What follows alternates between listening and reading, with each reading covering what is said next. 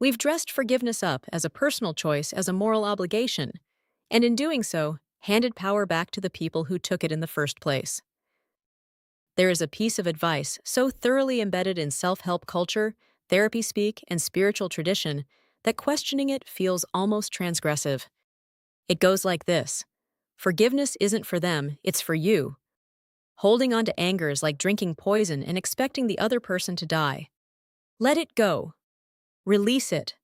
Forgive, not because they deserve it, but because you do. It sounds wise. It sounds compassionate. It is also, in the way it's most commonly deployed, a subtle form of coercion, one that reframes the victim's anger as the problem that needs solving, rather than the harm that caused it. Forgiveness. Let's be precise about what's being asked here. Forgiveness, in the way the wellness industry packages it, typically means releasing resentment, making peace with what happened, and, explicitly or implicitly, moving on. It is presented as the only psychologically healthy endpoint. The alternative, holding justified anger towards someone who genuinely wronged you, is pathologized, called bitterness, described as self-harm. Anger at genuine wrongdoing is not a wound that needs healing. It is a boundary that needs respecting.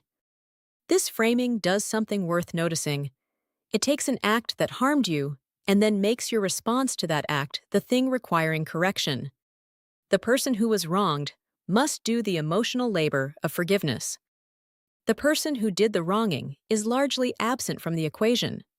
Their remorse, accountability, and changed behavior are treated as optional, even irrelevant, to your healing.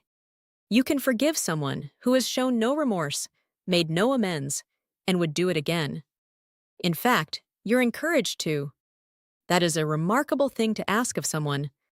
Genuine forgiveness, freely chosen, arising from a real internal shift, perhaps after meaningful accountability from the other party, can absolutely be freeing.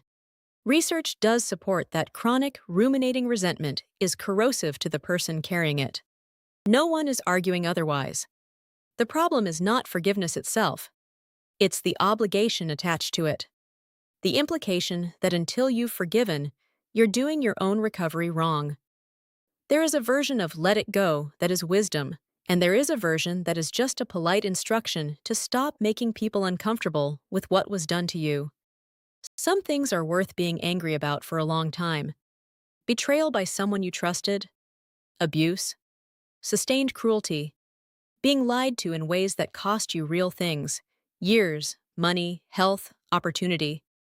The idea that the right response to any of these at the right stage of healing is to release the person responsible from the weight of your feelings is not universally true. Sometimes anger is the appropriate, proportionate, morally correct response to what happened.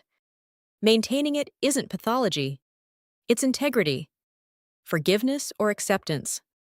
Psychologist Harriet Lerner has written about the distinction between forgiveness and acceptance, noting that you can fully process a painful experience, stop letting it run your daily life, and build something new without ever formally forgiving anyone. The absence of corrosive rumination is not the same thing as forgiveness. You can put something down without absolving the person who handed it to you. What the pressure to forgive often actually accomplishes is social tidiness. It makes the people around the wronged person more comfortable. It ends inconvenient conversations. It allows families and communities to avoid accountability by routing the problem through the victim's spiritual development rather than the perpetrator's behavior. Have you thought about forgiving them? Is frequently a way of saying, can you please stop bringing this up? The goal is not forgiveness. The goal is a life not defined by what was done to you. Those are not the same destination. The genuinely healthy endpoint, if there is one, looks different for different people. For some, it includes forgiveness. For others, it means clear-eyed acknowledgement of what happened, grief for what was lost, a decision about what relationship, if any, continues, and the slow building of a life in which that person or event occupies less and less of the foreground. No forgiveness ceremony required. You are allowed to decide that someone treated you badly, that they don't deserve your absolution, and that the most honest thing you can do is acknowledge that and move forward anyway. That is not bitterness.